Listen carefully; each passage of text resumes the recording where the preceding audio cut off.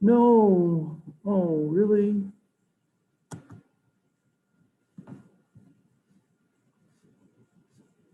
No, no, no, no, no, no, no, no.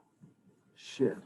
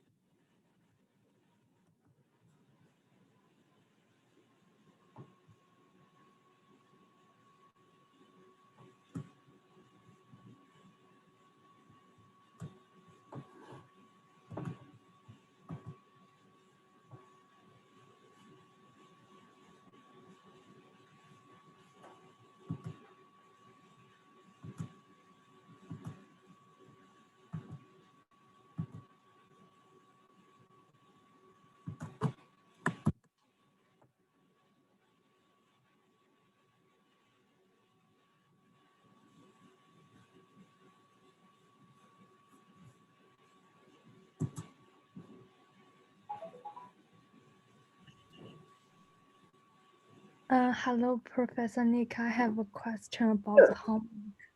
Yes. Oh, can I share my screen? Just a sec. Let me do that. Yes, you should be able to share your screen. Okay.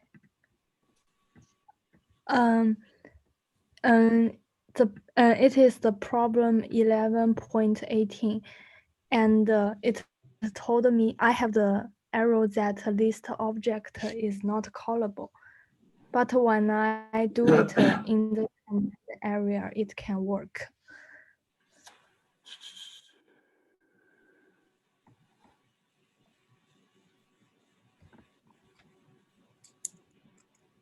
So can you show me what line it says that about?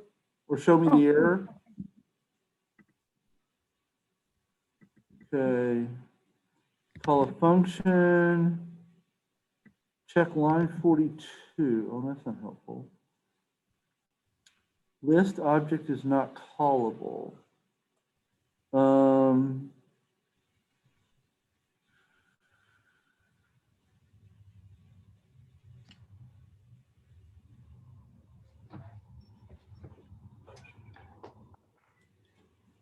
Howdy.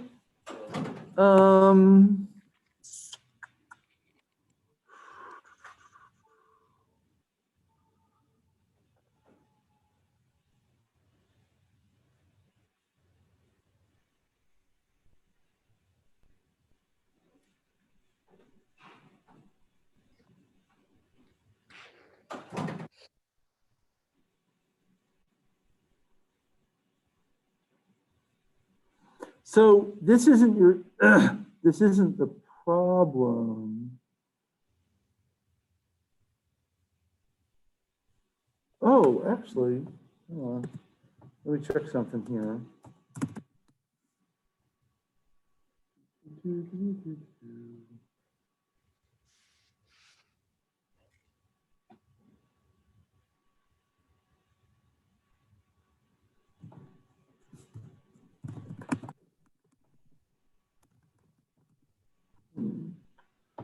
That's not the issue.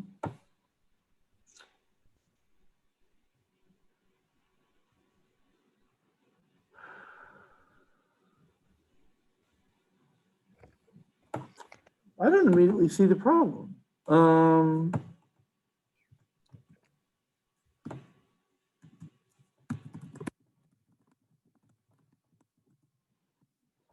Looks right. And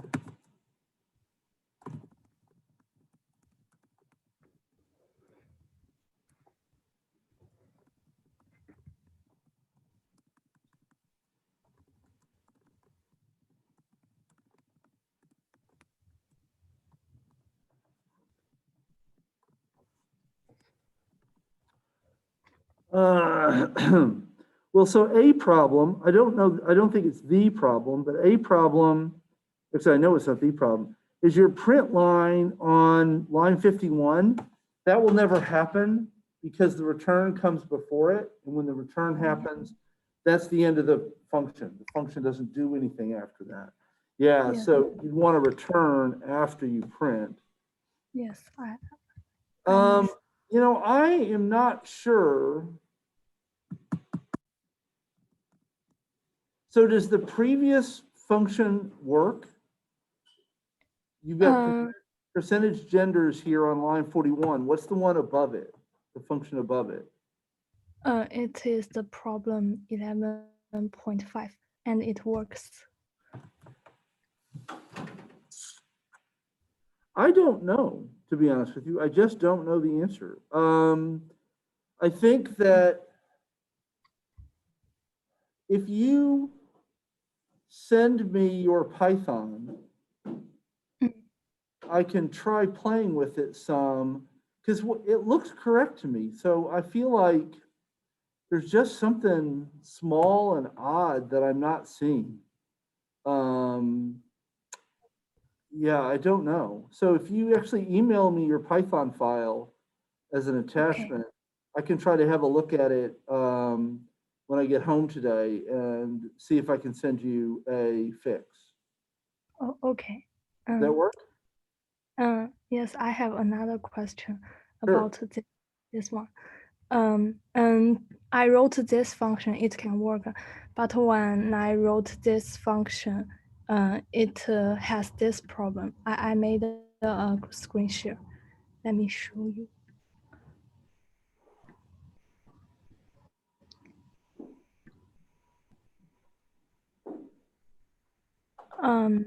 So the problem is the non-type object is not iterable, and I don't know why it is non-type here. I try this in the command area like this. Oh, no, you would have to call print rev. So I think you're not calling print rev correctly.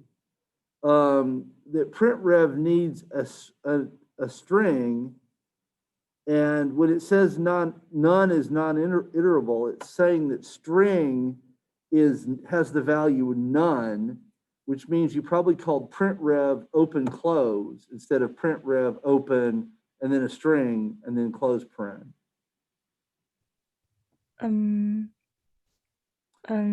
Actually, I didn't. Show me how you're calling print rev. Oh, okay. That won't load. Oh yeah, it did load. Okay, yeah, fine.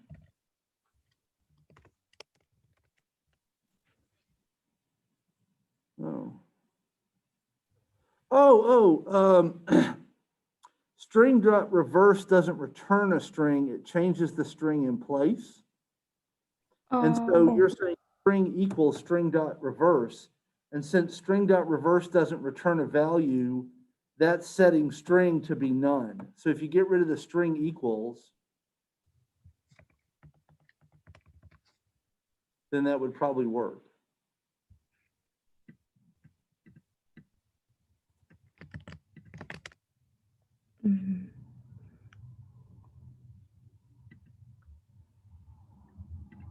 Oh, index isn't going to be an integer, it's going to be a character. When you do for index in string,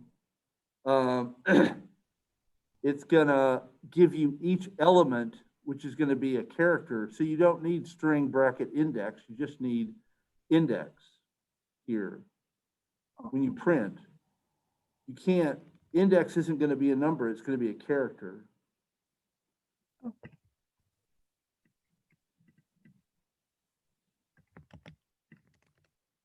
Yeah. Yeah, that's better. Thank you. You're welcome.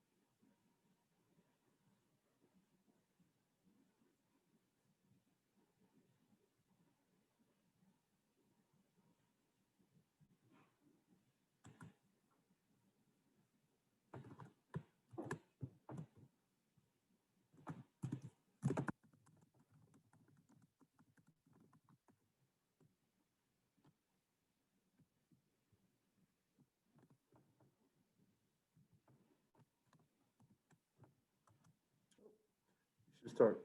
Sorry, got wrapped up in something. Hi, everybody. Excuse me, I sound like a frog. And folks can hear me at home okay? Cool.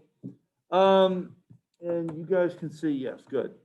So the couple of things, the main task for today, well, the first is to answer questions about the homework, if there are any. But the second will be to talk about the HTML and the structure of web pages, because that's going to be important for an upcoming assignment.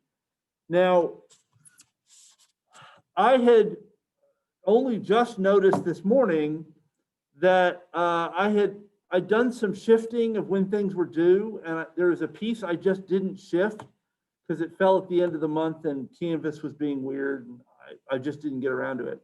So the calendar had the Mad Lib assignment due at the end of this week, and that was totally not intended. I apologize for that. The chapter 11 was intended to be due at the end of this week, but the Mad Lib, actually, the intention there is for that to be next week.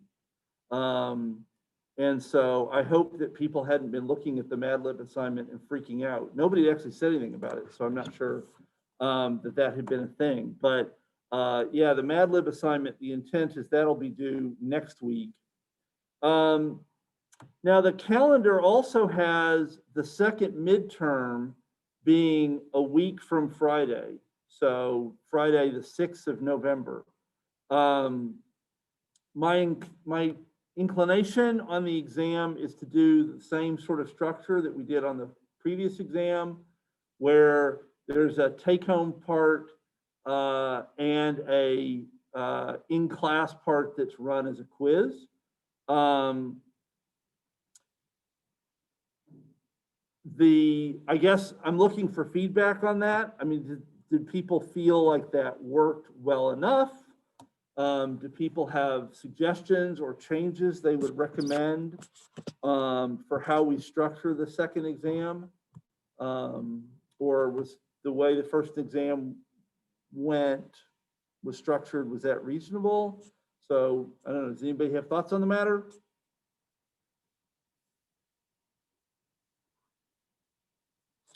People are okay if we just do the same thing, I guess?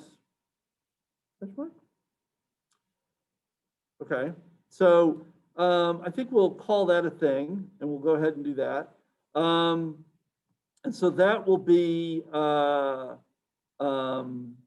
we'll do the in-class will be on the 6th, and then the take-home will be due, I'll have that due Tuesday night, the 10th. So the in-class will be on Friday, and then the take-home will be due on the 10th. And I'll try to get the take-home out earlier than that. So maybe on the 4th or the 5th, so you have some time to work on it. And definitely don't work ahead past the exam. There's some changes I want to make because of where we are and when the semester ends.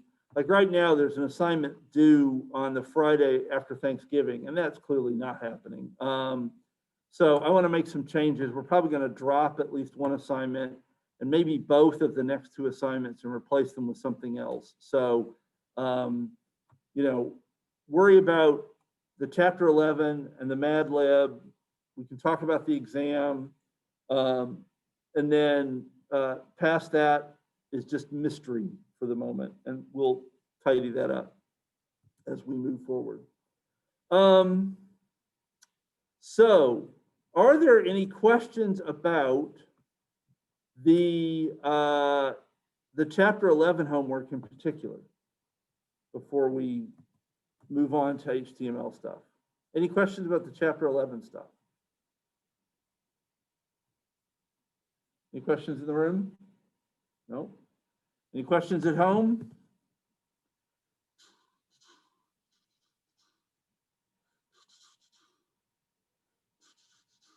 Okay, well, I'm gonna call that a win then.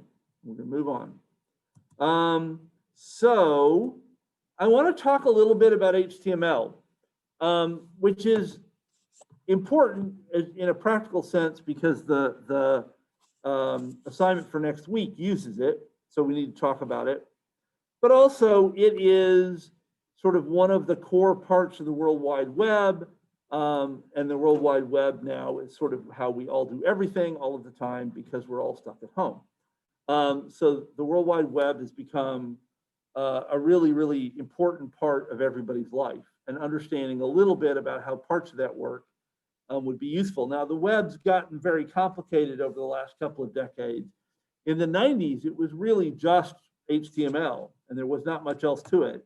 But as it's become used for more things like commerce, buying and selling things, and people have come to expect more fancy dynamic experiences like what, say, Google Calendar or Gmail gives you, what the web has become has gotten a lot more complicated. But the basic idea is still remarkably simple. So I'm going to actually share a web page, share screen, and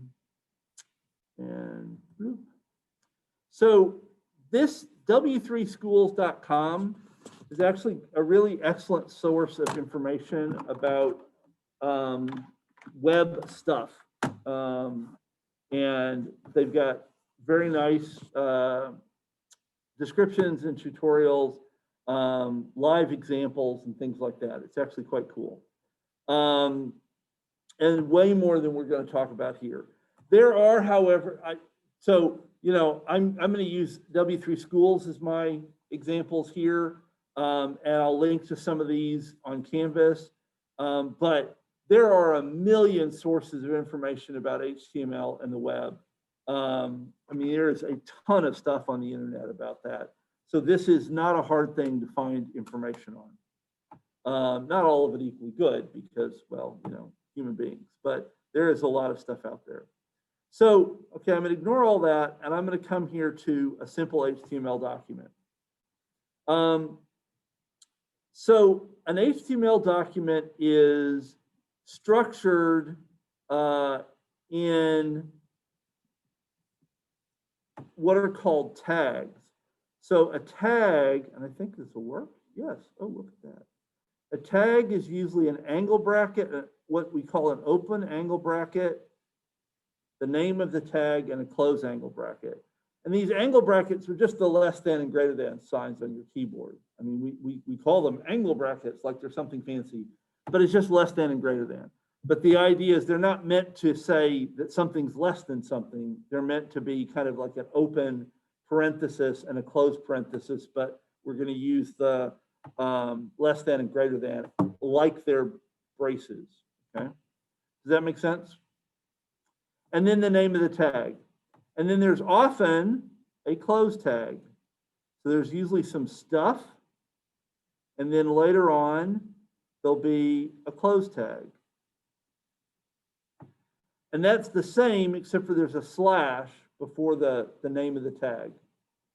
Okay, so you have what's often called an open tag, the contents that goes between the tags, and then the close tag. And this is a way of saying begin whatever this is and then end whatever this is. Okay, and as examples here, we can see there's an open HTML tag here and a close HTML down here. Okay, so these are the same, it's just that this has got the slash on it. Okay, and there's also then whoops, where am I? There is an open head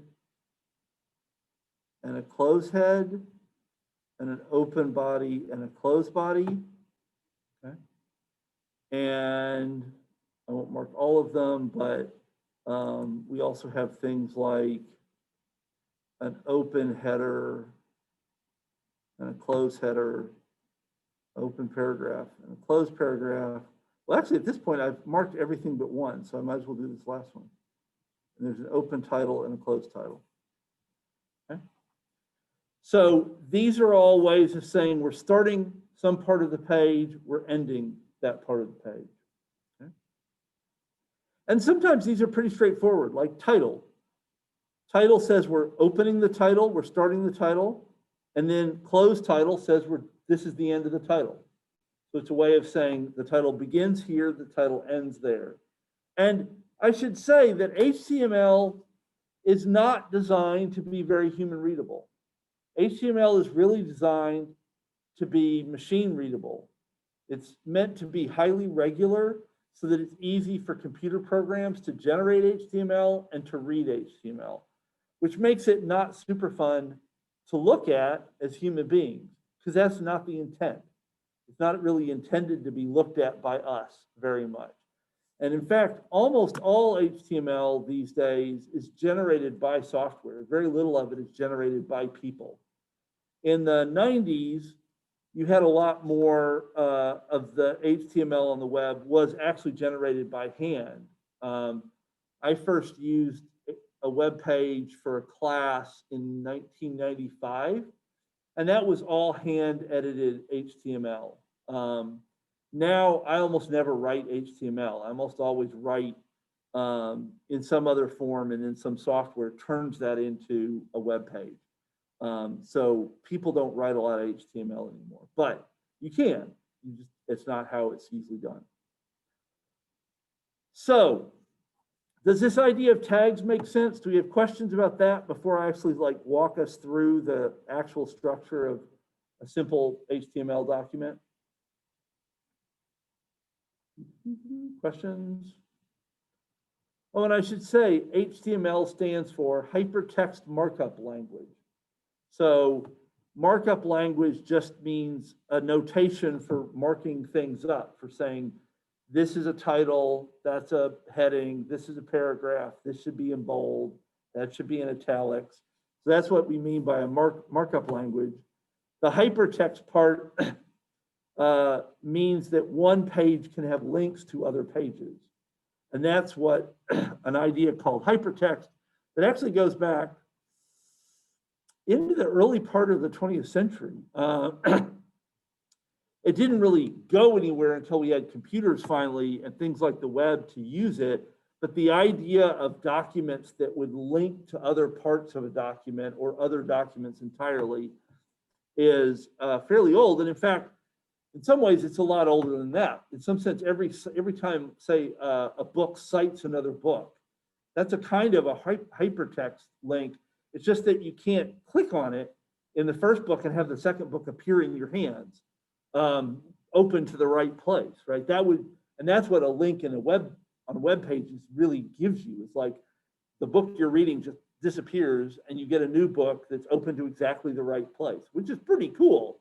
And nobody could do that sort of before the web. But the idea that text in one place needs to refer to text in another place, that's actually a pretty old concept. And the web, as we understand it, and HTML date back to the early 90s, coming from a research facility in Switzerland called CERN. We don't really care too much about the details. Weirdly, the University of Minnesota had a system called Gopher that was a pretty reasonable alternative to HTML, but where CERN was very open and said everybody can use this and we're going to share everything that we make, the university tried to be very controlling of their idea, which meant that everybody went, well, we'll just use HTML because we can just get it. We don't have to pay somebody or have some intellectual property fight. And within 5 years, Gopher was dead, which is really sort of a bummer because the U, I think, could have handled that better. But you don't care. Moving on. Okay, so what's the structure? This is sort of a very, very simple HTML document, but it's got all the pieces that we need. Let me change my color here. Oh, stop it.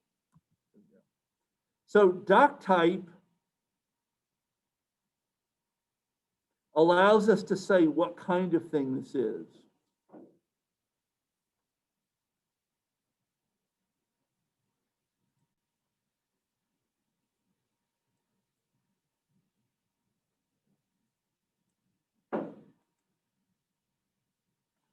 And there are some other doc types, but we don't really care.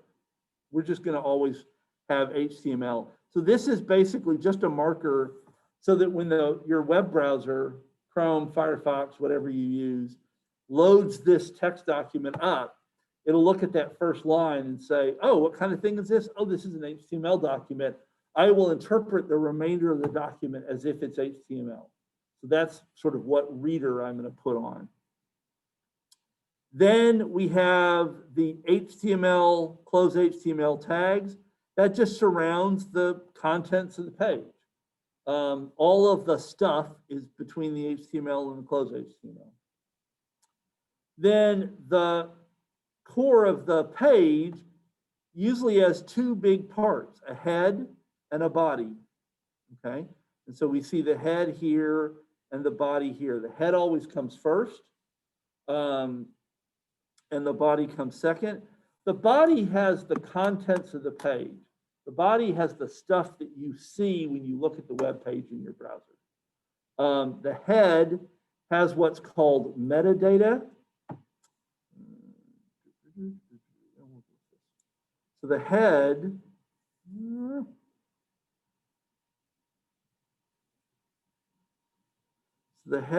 oh yeah, head is metadata.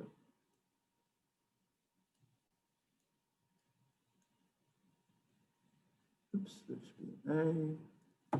So that's data about the document.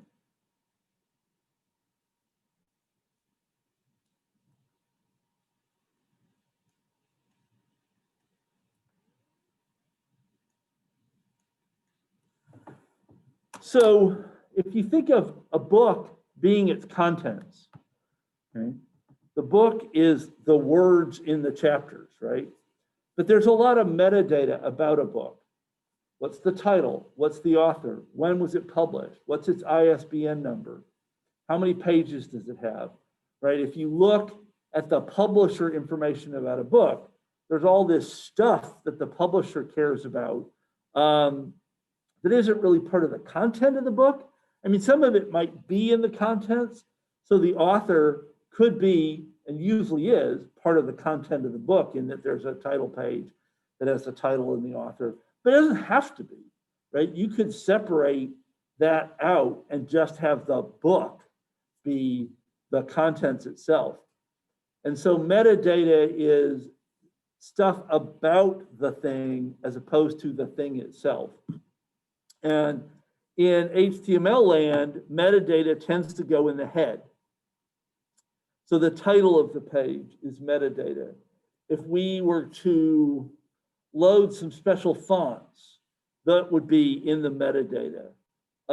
If we were to load some scripts, you can actually attach programs to web pages using a programming language called JavaScript. Again, we don't really care. If you wanted to attach scripts, that would probably be in the head as metadata. So we can have metadata here. All we really care about for our purposes is the title. We won't need to worry about anything else. I might show you some other things if time allows, but all that's really necessary is the title. And then you end the head, saying I'm done with the metadata stuff.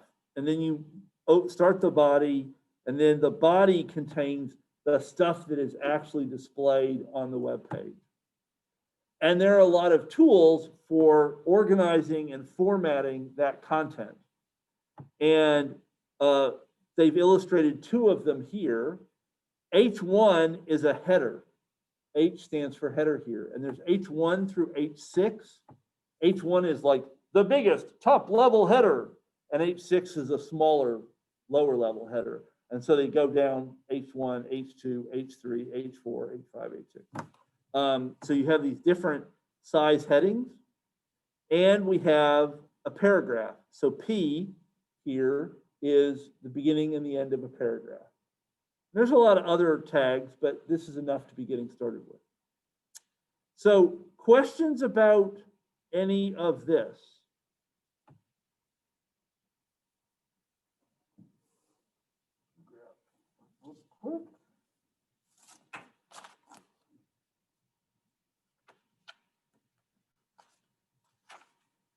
Something up real fast.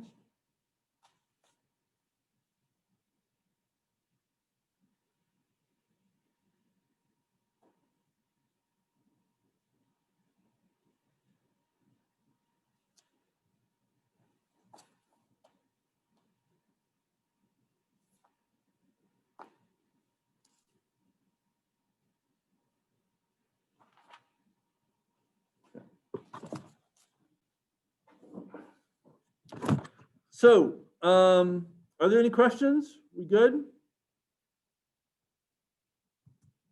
So let's actually try loading this up and having a look at it. So I'm literally just going to copy and paste this. Oh, I've got to get rid of, let's see, if I stop this sharing and I go to share Jess, will that notation go away? Oh, good. Okay. So I'm going to paste this into Jess. Now, this is not legal Python, right? This isn't Python at all. But, you know, I can use Jess as a text editor long enough to save it to a file. And that's all I really need here. So I'm going to save this. And whereas normally I would say .py at the end, basic web page .html. Okay. And now it's like, hey, you know, do you really want to use something other than .py because I won't be able to deal with it as Python? It's like, yes, because I don't know. I don't want this to be Python. I want this to be treated as HTML. So I'm going to say yes. And then we can go back to our browser and actually open the file up. Sorry for having to hop around like this. So now I can make a new tab. Come on. Bring this down a little bit. So I'm going to make a new tab. And I'm going to open, just Control O on this. And then I'm going to find my web page, basic web page. Say open. Hey, there's our web page. And lo and behold, it has my first heading in nice big bold letters. And it has my first paragraph as a paragraph. And it has page title as the title up here in the tab. We can see, yeah, we can see the tab. Good. So if we change the title here, that would change what appears in the tab. If we change or add content here, that would show up on this web page. And this is literally how you could make, and we used to, back in the day, this is how we used to make web pages. It's hard to make anything very fancy, but you can write. So if we hop back to Jess, spell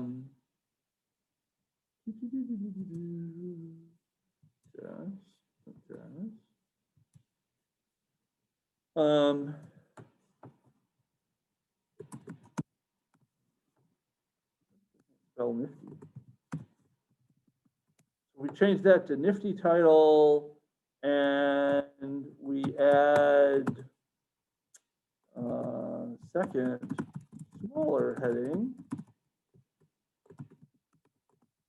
and this is some more text. And write a bunch, spread it out. What will that do?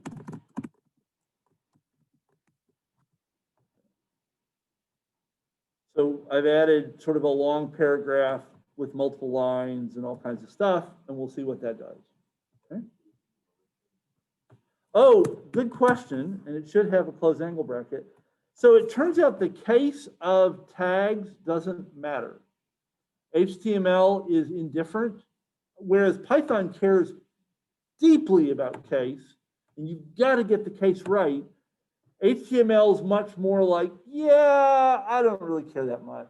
It's a very laid back approach to things. And especially since a lot of HTML, even in the machine generated days, but definitely in the hand generated days, a lot of HTML was basically broken. There was a lot of incorrect HTML in the world. And so web browsers learned to be, well, the people that wrote web browsers learned to be very forgiving of bad HTML because it wasn't a good user experience if every page you went to was like, oh, I've got tons of errors and it's all shouty. And so they were very like, this isn't correct, but I'm going to cover that up and hope that I do the right thing. So there was a lot of not actually very correct HTML. So technically, a big P should match a capital closed P, and a little would match a little, but web browsers are like, whatever, I don't care. In fact, I could leave this closed paragraph off, and it would be like, well, I got down to this closed body and I had a paragraph that was still open. I'll just imagine they meant to close that. And it gets really, really loosey-goosey about stuff. So where Python and most programming languages are really particular about things like this and do not work if you get it wrong, HTML is much more like, oh, kind of whatever, I'm fine. So we can save that, and then we can go back to the web browser.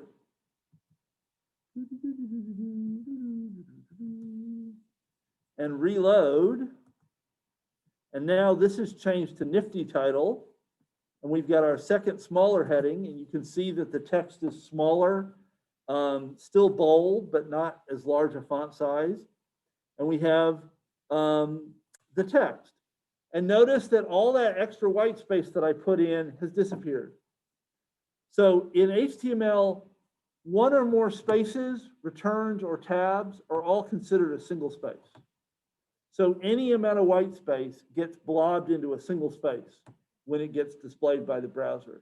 So the fact that I had all those extra spaces and new lines and stuff, all of that just got turned into a single space when we got here. So it just looked like a line of text.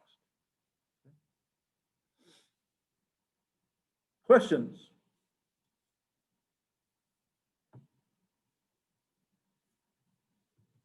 Questions at home?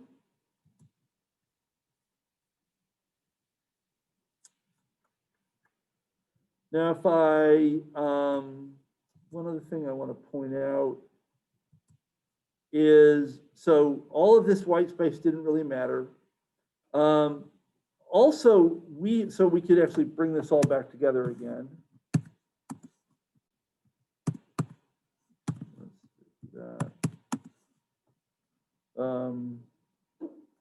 And we've been sort of structuring it really nicely, but there's actually no need to do that. It's a good idea, but we could have all of this literally be one line, one very long line, and that would work. So we could do things like H2, a third header, close H2, P, hi there, close P, P, how are you? Close P. And that's harder to read as human beings, but the browser doesn't care. The browser's font, totally able to say, okay, that's a header, great, I know how to process that. That's a paragraph, great, I know how to process that. That's a paragraph, great, I know how to process that. What? Yes. Oh, I'm not sharing my Jess. Thank you. I was typing things and you didn't have any idea. My bad. So what I typed was all of this. And I brought all of this sort of up into sort of a tighter form just so that it doesn't take up all the space. But the new stuff is this. So we have a header, we have a paragraph, we have a paragraph, that can all be on one line. It's not as easy to read for people, but the browser doesn't care. And having a paragraph followed by a paragraph, I'll get a blank line between them to indicate that I've started a new paragraph. And we can see that here as well. We could add a paragraph. Let's see, being able to manipulate text is quite important. I'm just copying from the textbook for gathering data on the internet. Most of the internet is just text. So we can have multiple paragraphs and it will just put a blank line between them. Okay. So if I save, questions about any of this before I hop back over to the browser and we see what this looks like? And actually, maybe I should, let me share my whole screen. That's probably a better choice because this, we're going to hop back and forth a fair bit. And I think this is just going to confuse people. Okay. And I'll make that mistake again. So if we reload, so we can see we've got our two paragraphs here in this second section, and it's put a blank line between them. And then in the third header, again, we have the header and hi there and how are you as two separate paragraphs with a blank line between them. Okay. And the web browser will handle things like line breaks.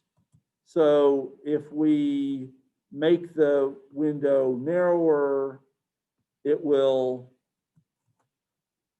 wrap for us so we didn't lose any of the text.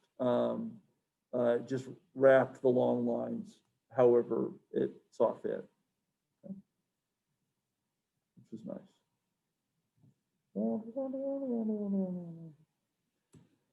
Questions about any of that?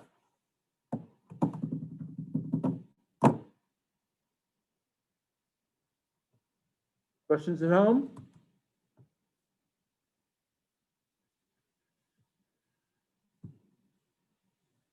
Good?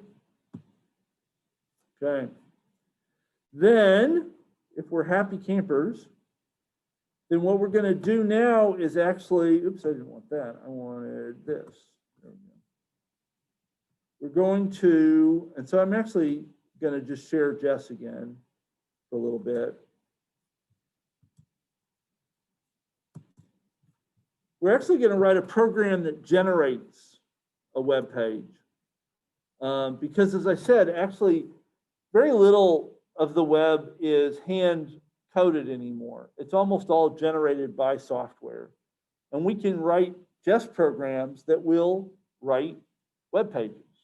Okay, that's actually not super hard. So I'm going to walk through how we might do that. So if we think about our, well, maybe I do want it. Yeah, let me actually go back to sharing the whole screen. I changed my mind. So I want this to be visible with Jess. Okay. So I want this to be over here so we can kind of see what's going on.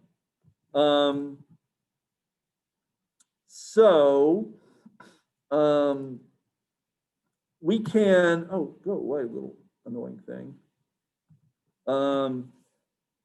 We could build this web page up just as one really big string, okay? But I want to actually build it up in pieces that reflect the structure because that'll make it easier to reuse parts of it. So I'm going to say doc type is bang doc type HTML. Okay, so I'm just giving a name to that string. And then I'm going to write a function, make head, and that function is going to build, let's see, can I do annotate? Yes. It's going to build this piece and return that as a string. Is that working? Yes. And I'm going to make head's going to take the title as an argument because the titles of pages will change. I might have a page that's the syllabus for 1201, and it might have a title that's like CSci 1201 syllabus. And then I might have a syllabus for 3601, and it might have a title that's CSci 3601 syllabus. So I want my title to be able to change from one web page to the next. So I need, oops, I didn't want to do that one. So I'm going to come back here. I want to head, title, angle bracket title, plus the title, plus close title tag. I need result plus on that, don't I? Without the result plus, I was just going to throw away this open head tag, and that would have been bad.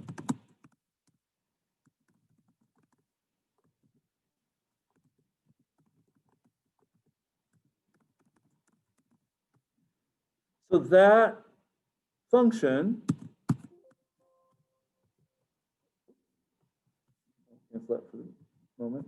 That function should construct a head section, right?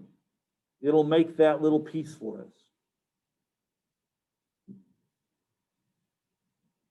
Does that make sense? Questions about that?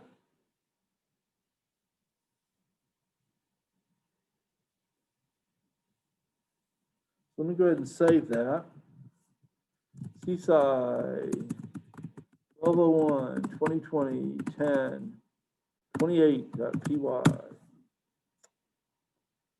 And if I load this, I should be able to type make head our title. And lo and behold, I get head title, ooh, out title, well, whatever. Close title, close head. Notice it's all on one line, but it's correct, right? It's just all on one line. We wanted it to look prettier. We could put new lines in to make it look less hard to read, jammed up. But what we have is correct. It will actually work. Questions about what we've done so far?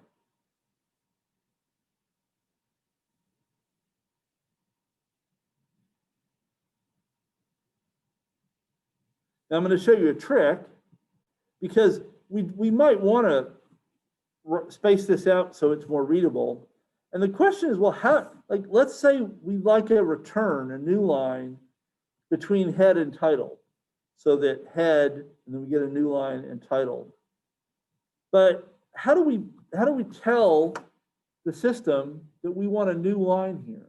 How do we tell the system to put a return here? Because we can't just do this. That won't work. Python will yell at us. I'm not sure how Python will yell at us, but I'm pretty sure Python will be very unhappy. Yes, so it's like, that's invalid syntax, totally unuseful error message. But it won't let us just put a return in the string like that.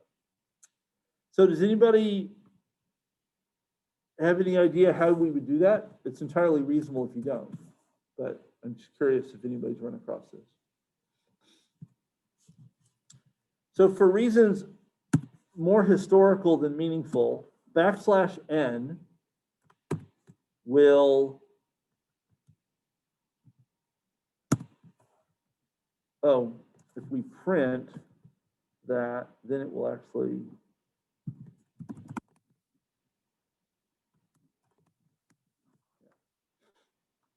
So when it returned it as a string, it just kept the return character in the string.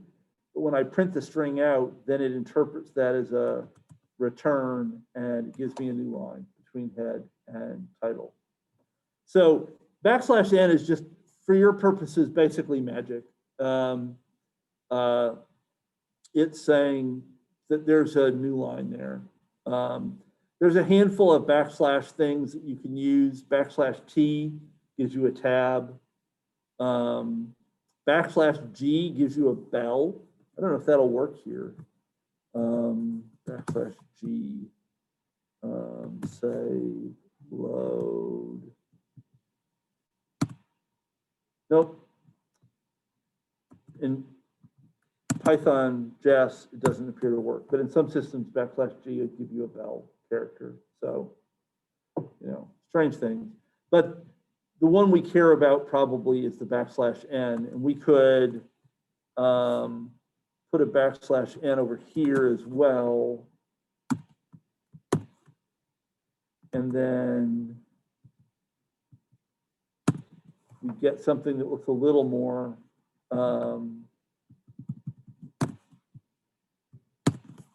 like what is in the example. Joseph. Right, so I was just wondering, why they call the escape sequences, you know, like what search, and Why escape? yeah, why they call it this? So you're telling the system that you want to escape the normal meaning of the character. So n is normally just the letter n, but we don't want it to be the letter n. We want it to be this special new line character. And so / says, don't treat n like a normal character. Treat this as a special escape sequence. And I don't know that that's not a great answer. And I've never really thought, I don't think anybody's ever asked me that. And I've never thought about it very hard. But I think it comes from the idea of there is a normal meaning for this thing, and we want to not use the normal meaning. And most keyboards actually have an escape key, ESC, up in the top left. And that's a holdover from a much earlier time in computing, really. Like now, you probably only ever use it to like get out of full screen mode and some things like, there might be some moments like that where it's useful. But in general, you probably don't use it very much. It used to be that before we had windows and menus and a mouse and everything was just typing on the keyboard, escape something was a way of getting a special character. So escape X gave you sort of a different mode in the editor. Whereas just typing X would have given you the letter X. And escape W might move forward one word in an editor. And so those were escaping the regular meaning of W and saying instead, treat it as a command in an editor. Now we almost nobody uses things like that because we have, you know, nice windows and menus and mice and stuff. And I don't need to say jump forward a word. I can just, you know, click where I want the cursor to be. But if you imagine a universe where you have nothing but the keyboard to work with, having the ability to enter commands that would allow you to move around in a document, delete a line, things like that was very useful. So I don't know. I think that would be an interesting question to look into more. Not sure what the history of that is. It was certainly, it predates my time in computing. It was a thing, you know, that everybody knew when I started using computers. So I don't know how far back in time that goes. Great question. Other questions? Okay, so any questions about make head?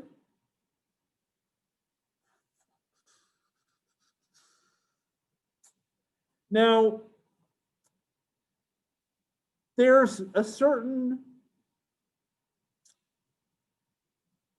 awkwardness to this setup, which is I have to make sure that I remember to type this the same as that, right? That I don't misspell head, that to go back to Zeke's question earlier, I don't fiddle my capitalization. I've got to remember to put the close in here. I've got, and since we're going to have this open, close thing all over the document, it would be nice to actually tidy that up and have the computer help me out. Like, why do I have to remember to spell head the same both times and to spell title the same both times? Why doesn't the computer do that for me? And so it might be nice to have a function wrap tag, or wrap in tag, I'll say. I need a tag. And the idea for wrap in tag wraps the given contents string in an open close tag pair with the given tag name. For example, wrap in tag title. This is a title. Would return title. This is a title, close title. So the idea is that this is the contents, and that goes here, oops, here. And we're going to wrap it in a tag, title, and close title. And that will relieve some of the burden of having to always remember to put the close in, to spell it correctly, yada, yada, yada, yada. Zeke looks like a man with a question. No? Anybody else got a question? So our result is going to be, well, actually, let's do this in pieces. So we'll have the open tag can be this plus tag plus this. And the close tag can be this, with the close bit, plus tag plus this. And then we can return open tag plus contents plus close tag. So I'll construct the open tag and the close tag, and then I'll join everything together and I'll return that. Okay, does that make sense? And then if I save and load, I can call wrap in tag title string. This is a title, and I get my tagged piece of content.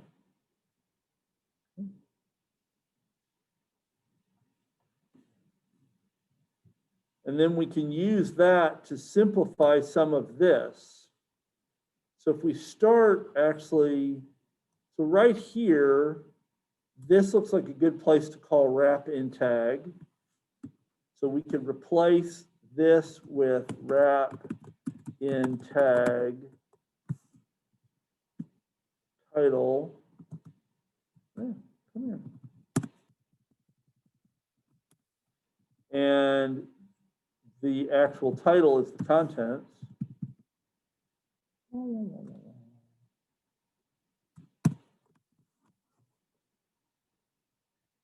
And now instead of having to explicitly build the title tag section, we just, we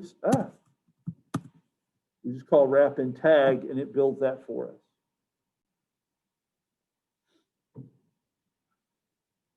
Okay.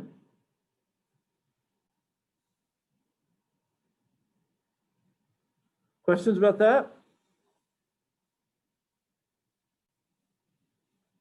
Now here's the harder question. We have head, and let's, for the moment, let's go back to ignoring the new line. We have head, close head.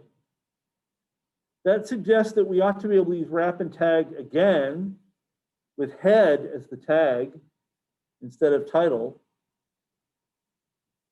But it's less clear like how to do that given how things are structured. So take a second and think about how would you use wrap in tag to try to get the head part.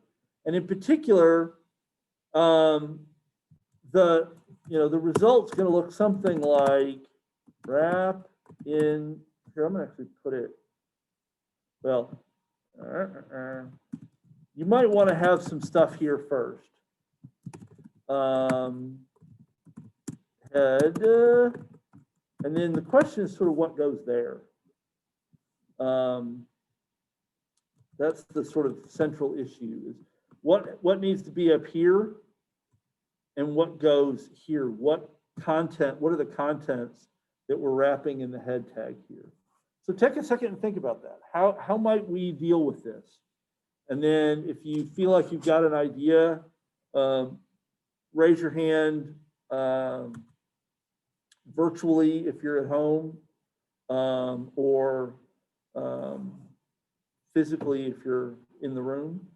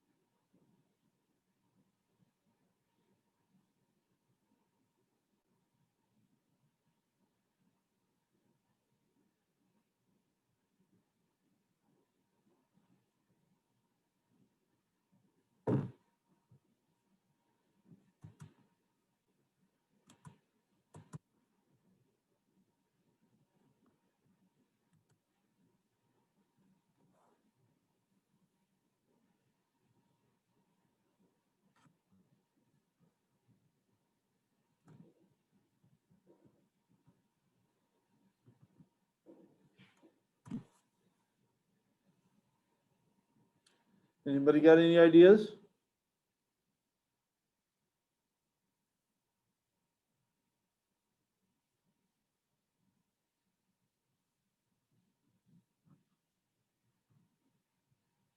Anybody at home? Want to suggest something?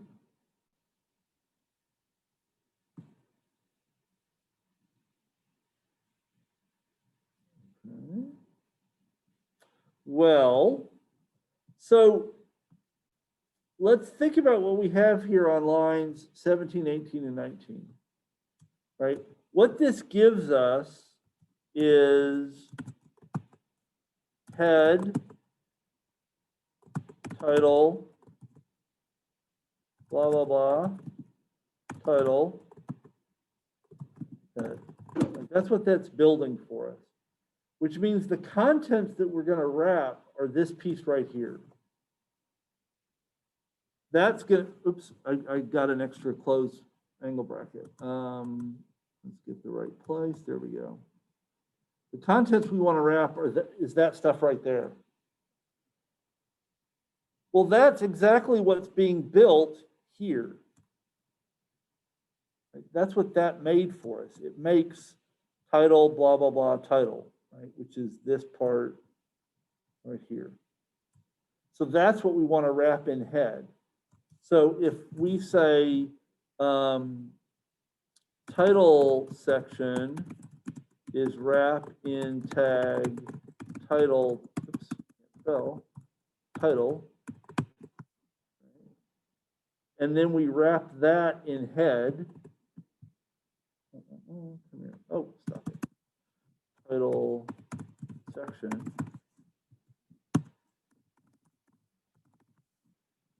And we can just return that. Boom, boom.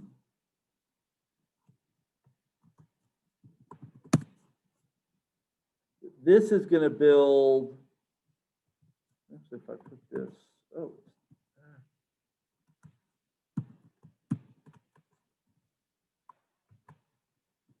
Put this here. And I'll put this.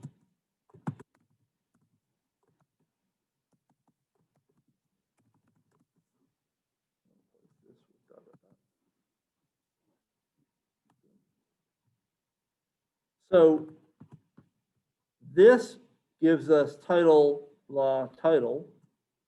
And then wrapping that in a head gives us head, title, blah, title, close head. And that should then give us the head section without our having to repeat any of the close tags. Lovely title. Head, title. We have a lovely title. Close head. Wow. Now, this is going to give it to us as one great big long line. We could have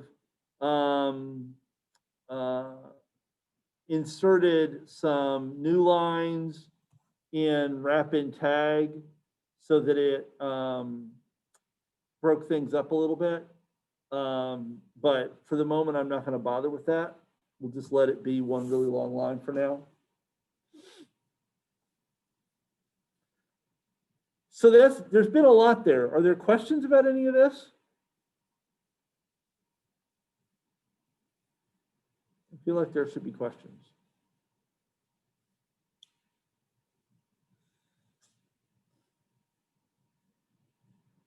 Did the wrap and tag thing make sense?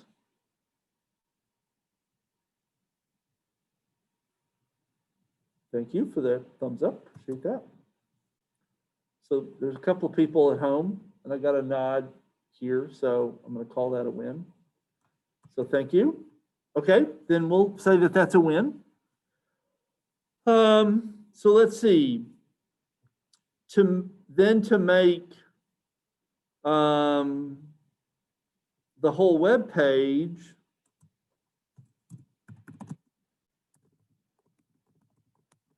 so let's make a simple page that's got a title, a heading, and a paragraph. And that'll match the example that we have here in the document. So I'm going to say head is make head, and that just takes the title. Probably, why don't we say body is make body, heading and paragraph, and we'll write a make body function. And then we will, so once we have that, then we have to wrap the head and the body in an HTML. We have to stick the doc type in front. So I called the doc type, okay, doc type plus wrap in tag HTML. And the contents are going to be the head followed by the body.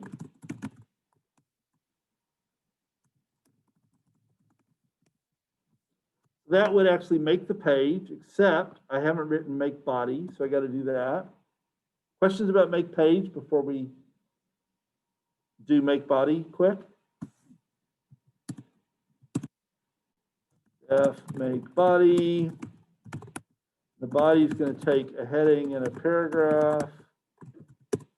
And so we're going to heading section, wrap in tag H1 heading, paragraph section wrap in tag P and the paragraph contents.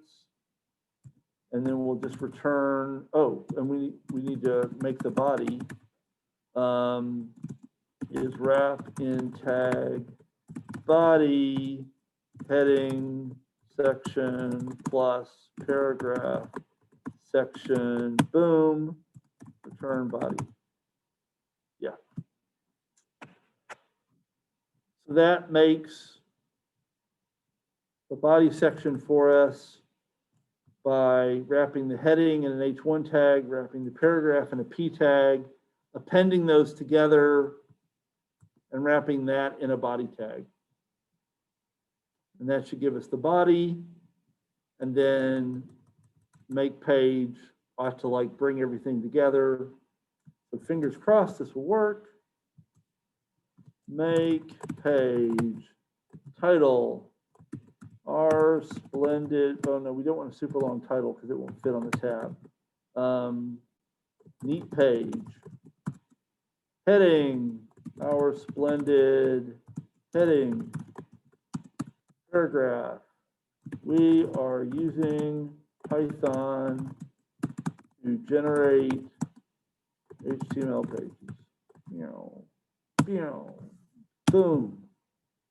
So we got as our result this rather ugly pile of stuff because it doesn't have any returns in it.